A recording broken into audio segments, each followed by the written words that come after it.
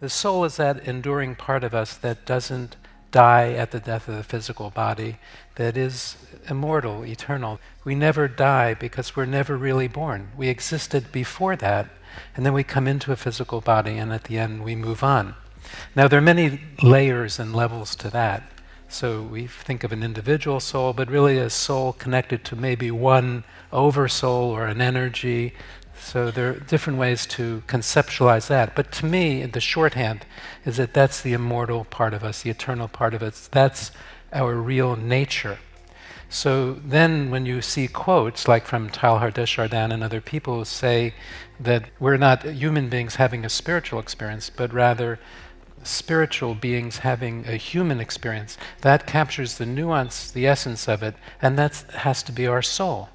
So as people shift towards thinking of themselves, understanding themselves more as a soul, as an enduring spiritual essence, or whatever you want to name it, it's that part of us that's ageless, timeless, that existed before all these other concepts, before the field, before energies, before words, before thoughts. So we can't really describe it, in my way of thinking, at a deeper level because we don't have the vocabulary for it.